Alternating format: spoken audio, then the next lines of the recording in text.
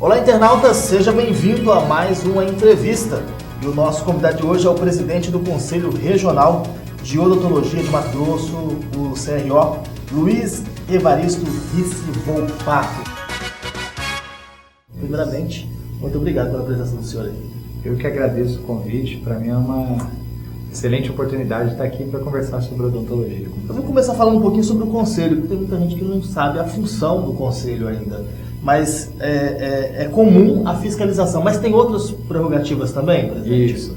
O Conselho Regional de Odontologia, ele faz parte de um sistema que é composto pelo Conselho Federal de Odontologia e os conselhos regionais que estão presentes em todos os estados do Brasil. Esse sistema configura uma autarquia que exerce uma função que é pública.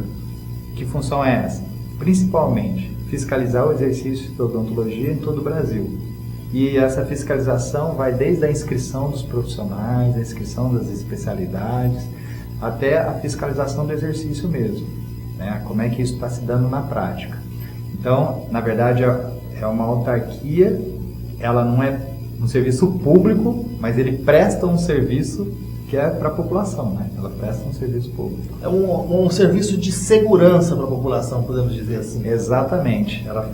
À medida que ele fiscaliza o exercício da odontologia, ele garante que as pessoas que estão recebendo esse serviço, estão recebendo um serviço de qualidade, seguindo as normas éticas, seguindo as normas de vigilância sanitária, assim por diante. Falando em segurança, há um tempo atrás o senhor alertou em uma entrevista aqui mesmo no site que havia uma proliferação de falsos dentistas no mercado e aqui em Mato Grosso. Como está essa situação atualmente?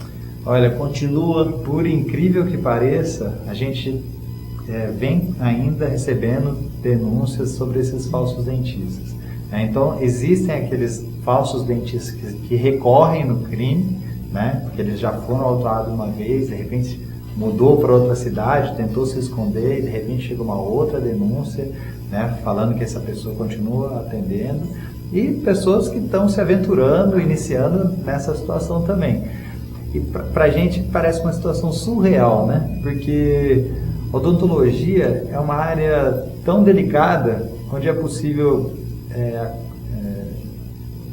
a pessoa está sujeita a uma série de situações e ela se arrisca a atender uma pessoa, a fazer um procedimento. Mesmo não tendo o conhecimento necessário para aquilo. Nossa, é de dar medo, né, gente? Saber que tem pessoas que têm essa coragem. Exatamente. Quantos casos já foram descobertos esse ano em Mato Grosso? Esse ano a gente já está com 6 casos confirmados de prática ilegal da profissão. É interessante frisar que nessas situações do falso profissional, o Conselho Regional de Odontologia faz uma ação integrada com a polícia e com a vigilância sanitária. Por quê? Porque o Conselho está limitado à fiscalização do exercício da profissão da odontologia. Então, se a pessoa que está fazendo esse atendimento ilegal, ele não é um profissional de odontologia, ele não é um cirurgião dentista, não é um técnico de prótese dentária, um assistente de prótese dentária, um técnico de saúde bucal, auxiliar de saúde bucal, o CRO não consegue atingir essa pessoa. Então a gente vai junto com a polícia. E por que a vigilância sanitária? Porque a vigilância sanitária ela tem a possibilidade de fechar aquele local e de apreender os equipamentos, o material que aquela pessoa está trabalhando. Então, se o CRO sozinho não tem competência de fazer nada com aquele sujeito, mas junto com a polícia, que tem condição de fazer um boletim de ocorrência e de autuar e muitas vezes prender essa pessoa, e a vigilância, que tem a capacidade de fechar aquele estabelecimento, a gente consegue fazer um bom trabalho conjunto. E por que é tão difícil identificar esses falsos dentistas? Porque a gente só consegue configurar o exercício legal da profissão quando a gente consegue pegar essa pessoa no ato, atendendo uma pessoa. Então, quando a gente recebe uma denúncia, a gente não pode simplesmente ir lá no consultório, porque ele pode falar que não sou eu, é um dentista que vem aqui, atende, eu não atendo e tal. Então, você tem que pegar ele no flagra, tem que dar o flagrante, tem que pegar ele no meio de um atendimento, por isso que é difícil. Outra dificuldade é porque ele se esconde, ele não divulga, né? Então, normalmente ele está ali no fundo de uma casa, está num bairro mais afastado, ele não tem uma placa falando sou dentista, né? Ou sou um falso dentista. Então ele se esconde, porque ele sabe que ele está fazendo uma coisa errada. Então fica difícil mesmo da gente conseguir chegar até ele. É muito comum em cidades do interior, a gente vê, há muitos anos atrás, eu não sei se essa decisão das pessoas persistem até hoje, mas de falar assim, eu conheço um protético que é muito bom e eu vou lá nele consultar porque é mais barato. Uhum. Isso existe ainda hoje no interior? As pessoas optarem, mesmo sabendo que não há uma formação daquele dentista, suposto dentista? Olha, felizmente essa situação está mudando. Por questão de dinheiro? Essa situação está mudando. Primeiro porque há muito tempo atrás, vamos dizer que há 20, 30, 40 anos atrás, a odontologia de fato era um tratamento caro. Principalmente por pouca quantidade de profissionais exercendo a odontologia. Então tinha pouco dentista, acabava que ficava caro ir no dentista. Hoje você tem um número maior de dentistas. Antigamente você tinha municípios de Mato Grosso que não tinha nenhum dentista na cidade. Hoje isso não existe mais. Então toda cidade tem um dentista. Então isso acaba facilitando o acesso da população. Então ele não precisa mais recorrer àquele prático, porque agora ele tem um dentista formado na cidade dele. Além do mais, a população está mais esclarecida, né? A gente não tem como negar que nos últimos 30, 40 anos o esclarecimento da população, isso vinculado ou não com escolaridade, mas melhorou demais. Até em função disso, melhorou até os índices de saúde também. Então as pessoas começam não, isso aqui não está certo, eu vou tratar com quem realmente vai saber me tratar. E há riscos, né, de optar por esse tipo de profissional? Não só o risco de você ter um procedimento mal feito, né? Afinal de contas aquela pessoa não estudou para fazer aquilo. Então ela não sabe qual é o melhor material, qual é a melhor forma de trabalhar com aquele material. E de dar um diagnóstico. Ele não sabe. Mas, além disso, ele pode fazer um procedimento, vamos dizer o seguinte, ele faz a extração de um dente, a pessoa pode ter uma hemorragia e ele não vai saber como tratar.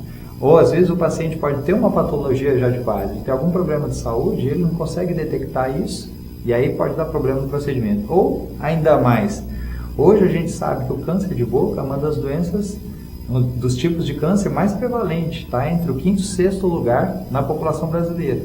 Às vezes eu vou lá para tratar um dente, eu estou com uma lesão de câncer em estágio inicial, mas aquela pessoa nunca foi treinada para detectar isso e passa batido. E aí eu vou conseguir diagnosticar quando aquela lesão já está enorme e a possibilidade de tratamento já está bem menor. Então é um risco enorme, as pessoas não devem se sujeitar a isso, não vale a pena correr esse risco. O senhor falou em número de fiscais, o CRO tem 2 fiscais para atender todo o estado. Hoje a gente conta com 2 fiscais. É porque, o que acontece? Mato Grosso tem uma situação particular. A gente é um estado com dimensões geográficas imensas, mas que ao mesmo tempo, esses municípios que são mais afastados da capital, eles têm um número ainda baixo de dentistas. Eles têm uma população baixa, consequentemente uma baixa quantidade de dentistas. Então, por mais que Mato Grosso seja um estado muito grande, a nossa densidade demográfica é muito baixa. Então, assim, não é viável para o Conselho, economicamente, hoje ainda, manter vários fiscais em diferentes municípios. Porque ele, de repente, vai ficar num município onde ele vai fiscalizar 12, 20 dentistas. Aí não justifica ter um fiscal o ano inteiro naquela região. Então, como que a gente faz? A gente faz a fiscalização, né? Todos os dias os fiscais estão na rua. Então, estão aqui em Cuiabá, Várzea Grande, estão viajando no interior. E quando a gente recebe alguma denúncia de situações graves, por exemplo, um falso profissional, a gente já desloca um dos fiscais, ou às vezes até os 2, para irem atender essa denúncia. Depois, atendeu a denúncia, retorna e continua fazendo aquela fiscalização preventiva. Agora, além do dentista, outros membros do consultório precisam também estar inscritos no CRO, não só o dentista. Exatamente. Os profissionais também. Num consultório odontológico, né, normalmente você trabalha com um cirurgião dentista e com um auxiliar. Essa auxiliar, ela também precisa ter conhecimentos específicos para trabalhar ali. Afinal de contas, o cirurgião dentista vai fazer o procedimento. mas quem que vai preparar todo aquele ambiente, preparar os materiais com relação a biossegurança, esterilizar, fazer desinfecção, fazer a limpeza do consultório, é a auxiliar. Então ela precisa saber o que ela está fazendo. Então, além de você ser tratado por um dentista que é inscrito no conselho, a equipe toda deve estar habilitada e inscrita no conselho também. Tudo isso para quê? Para a segurança da pessoa que está sendo atendida. Agora, como o paciente pode identificar e denunciar essas empresas e profissionais que não estejam legalizados? Todo cirurgião dentista que exerce a profissão no estado de Mato Grosso, ele necessariamente tem que estar inscrito no Conselho Regional de Odontologia de Mato Grosso. Como que eu posso saber 100%. isso? Então, se você foi num dentista, você por meio do nome dele, você consegue fazer uma consulta ou na própria sede do Conselho, né? Na nossa sede física, que fica aqui em Cuiabá, no Centro Político Administrativo, ou nas delegacias regionais, que a gente tem em Rondonópolis, Sinop e Barra do Garças, ou também pode ser feito por telefone ou pelo site do Conselho. Posso entrar no celular, entrar no site do Conselho e você consegue ver se aquela pessoa tem inscrição aqui em Mato Grosso. Eu não sei o nome dele completo. Se você tiver o número do CRO, você também consegue fazer essa consulta. Lá mesmo eu posso denunciar caso não Sim. sei. Caso você queira fazer uma denúncia, também no site é possível fazer essa denúncia, ou também de forma presencial ou pelo telefone. No site, inclusive, é possível fazer a denúncia de forma anônima. Existem as vantagens e desvantagens, né? A vantagem para a pessoa fazer a denúncia de forma anônima é que ele fica com segurança que aquela pessoa que está sendo denunciada não vai saber quem foi que o denunciou. A desvantagem é que, assim, como o conselho não vai saber quem fez a denúncia, não tem como a gente dar o feedback.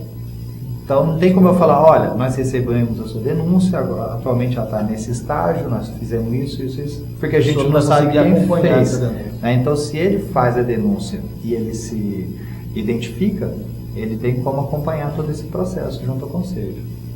Agora, e a punição? Você falou que alguns voltam a praticar o mesmo crime. A punição é muito branda? Então, aí a gente tem a situação do profissional que é inscrito no conselho e do falso profissional. O profissional que é inscrito no conselho, ele é julgado pela comissão de ética do conselho, ele tem o seu direito de exercer a sua ampla defesa, ele tem o direito de recorrer, inclusive, a uma segunda... No exercício da profissão. Isso, aquela pessoa que é inscrita. Uhum. Então, ele vai participar das audiências. Caso ele não esteja de acordo com o julgamento, ele pode recorrer a uma segunda instância e o processo vai ser julgado no Conselho Federal de Odontologia. Então, tem essa possibilidade de se defender. E no caso dele ser julgado, né, e se entender que ele realmente cometeu uma infração, existem todas as penalidades que vão desde um aviso em sigilo, né, uma notificação em sigilo, até a penalidade maior, que seria a cassação do diploma. E entre esses dois extremos você tem uma série de outras penalidades, algumas inclusive envolvendo uma multa pecuniária. Lógico, analisado caso a caso, também tem atenuantes, tem agravantes, então por isso que existe todo esse julgamento. Agora, quando a pessoa é um falso profissional, esse julgamento não é mais feito pelo conselho, é feito pela justiça comum. Mas o conselho acompanha. Sim, a gente acompanha, mas quem faz o julgamento é a justiça comum. E, infelizmente, a gente acredita sim que a pena é bastante branda, né? Então a gente percebe, quando aquele prático é autuado pela primeira vez, ele vai lá, faz é lavrado o boletim de ocorrência, mas ele é solto. A partir do segundo momento que ele é pego, reincidido naquela situação, aí que a coisa começa a ficar mais complicada do lado dele. Muito bem, eu quero agradecer a presença do senhor aqui, os esclarecimentos e desejar sucesso aí na caminhada em busca de legalizar as pessoas e tirar os falsos profissionais do mercado. Eu que agradeço a oportunidade e para a gente estar na mídia conversando sobre esse assunto é muito importante, porque como eu falei, a gente depende muito das denúncias, né? Então, para a população ficar livre do risco de ser atendido pelos falsos profissionais, enfim, em pessoas que não estão exercendo de forma adequada a odontologia, é importante que ele se posicione, que ele procure o conselho, que ele faça as denúncias. Só assim o conselho vai poder atuar para melhorar essa situação, tá? E a população tem sido parceira. A gente tem recebido bastante denúncias, os colegas também, os cirurgiões dentistas, auxiliares, também têm feito essas denúncias e a gente percebe que a odontologia está caminhando cada vez melhor aqui no estado. Qual é o site e o telefone para denunciar? O site é o www.cromt.org.br e o telefone, o mais fácil, é o 0800 723 2510. Ok, muito obrigado. E a você, internauta, até o nosso próximo encontro.